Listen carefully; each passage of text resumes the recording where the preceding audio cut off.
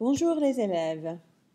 Today we're talking about the imparfait, which we started learning last year, another past tense, but not the same as the passé composé. So what is the imparfait? That's the form of the verb that's used to describe not actions really, but circumstances or descriptions or situations that were in the past that never came to completion. It's a picture of a video rather than of a snapshot.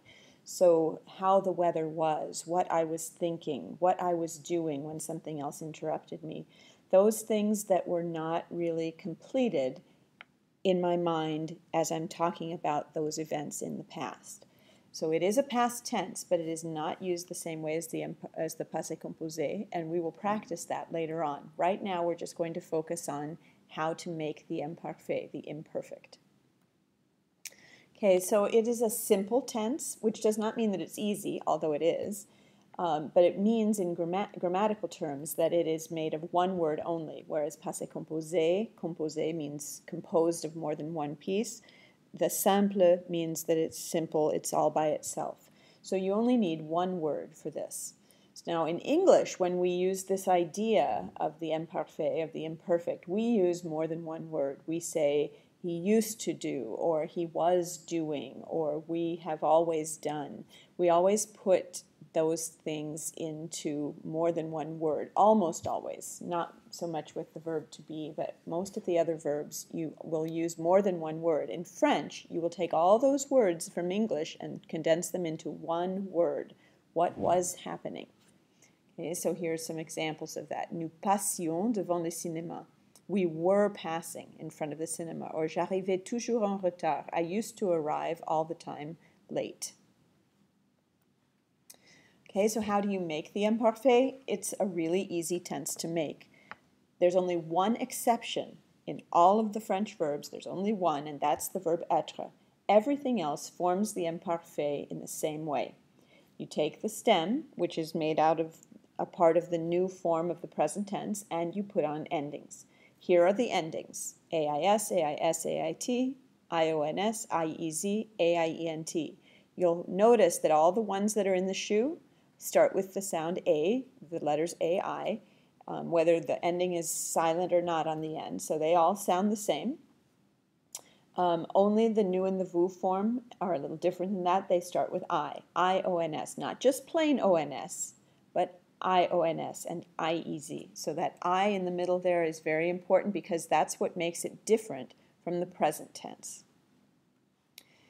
Then you take the stem. Now, how do you form the stem? You take the new form of the present tense, so you have to know your verb conjugations. This goes for regular verbs and irregular verbs, both. You figure out the new form of the present tense of that verb, and then you take off the ONS. That's how you do that. Okay, so you cut off the ONS off of the new form, and you're left with the imperfect stem.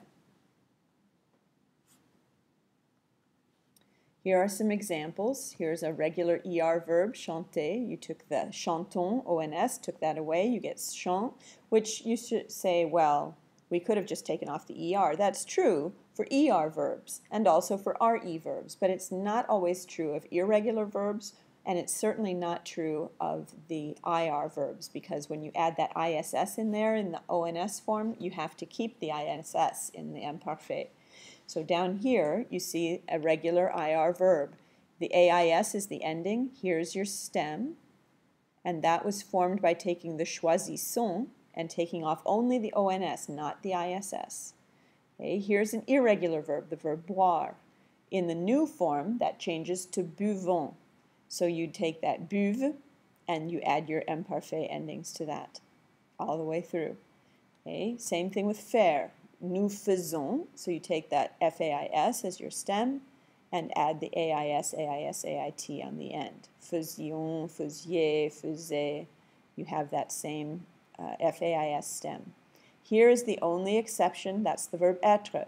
When you use the new form of être, that's nous sommes. There is no ONS to take off, so instead they go back to the infinitive for that and they use the ET from être with an accent aigu, and that's your stem for être. But that's the only time that it does not come from the new form. So make sure that you know all of your present tense conjugations because you need those in order to form the imparfait.